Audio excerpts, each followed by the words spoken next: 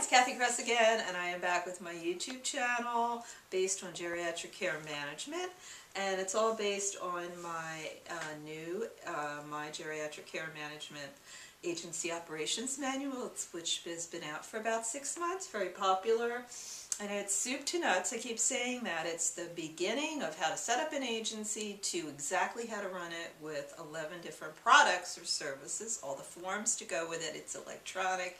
You can download it from PayPal. And in the manual, I have 11 different services, and I have some really unique services in there. And when somebody says geriatric care management, you know, a lot of people don't understand what that is. It's kind of like, what's that? Can I put it in a basket? And so, you know, anything like that has to be defined as a product. And something that somebody can wrap, they don't want it, you know, in this, like, weird basket. They want to be able to hold it, like you can hold a McDonald's burger. You don't just say, we sell hamburgers, we sell a Big Mac. Well, I can eat something when I'm really hungry. Or I can eat a salad at McDonald's. And this is sort of the salads and the Big Macs. And what I'm going to do today is a really interesting service, and that's called Caregiver Assessment. It's a great product for geriatric care managers. And why? Because you have 65 million caregivers out there who are unpaid. Unpaid. These are family caregivers.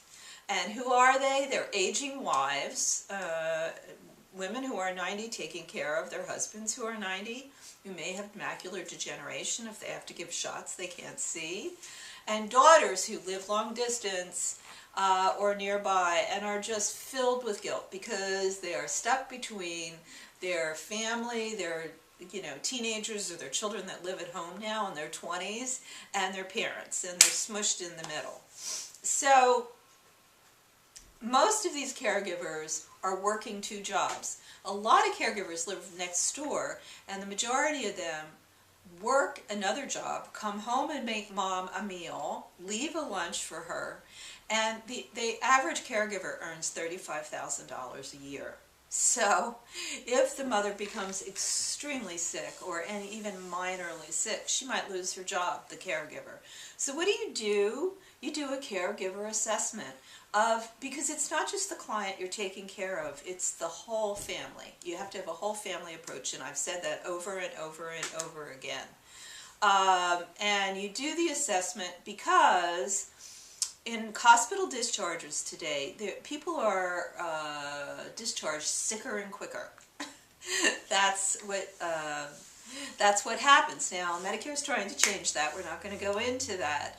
But to caregivers, like the woman I talked about who has macular degeneration, who can't really see to give her husband a needle, but she's the caregiver, the elderly wife.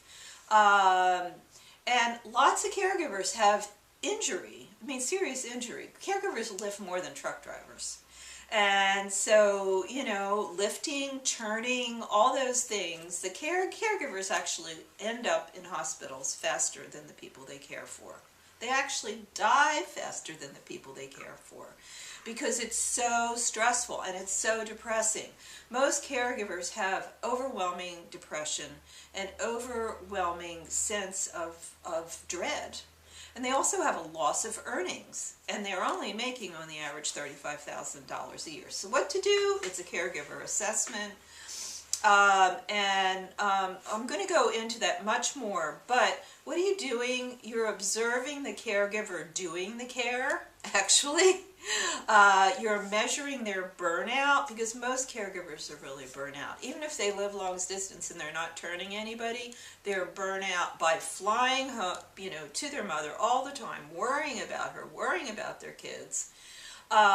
You're able to find out what formal supports you might bring in, like a home health agency, or informal supports like the family. Maybe other family members could help, and you could build a family team, because what I said about it is true.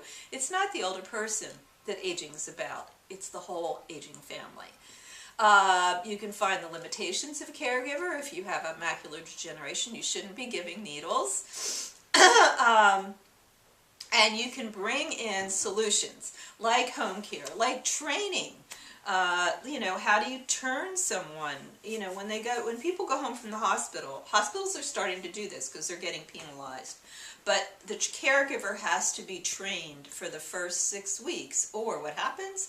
The older person comes back and the hospital is now getting penalized for 3 diagnoses. Or you can bring in things like technology. There's this wonderful, wonderful thing called Lots of Helping Hands, which is on the web. You can have your teenagers set it up for you. And it's a way to include everybody. It's like Facebook. Everybody, like I'm making a Facebook page for your mom, and to be able to get friends, relatives, whatever, you know, in there to take parts of the care. Because it's all about the whole family, and families are extended families now. They're not just Ozzie and Harriet anymore. So I'll see you next time, and we will be doing more about a caregiver assessment. And check out my website, kathygress.com, where you can get this manual. It's under GCM manual and a lot of the other products I have, including my books. I usually hold them up, so. And I'll see you next time.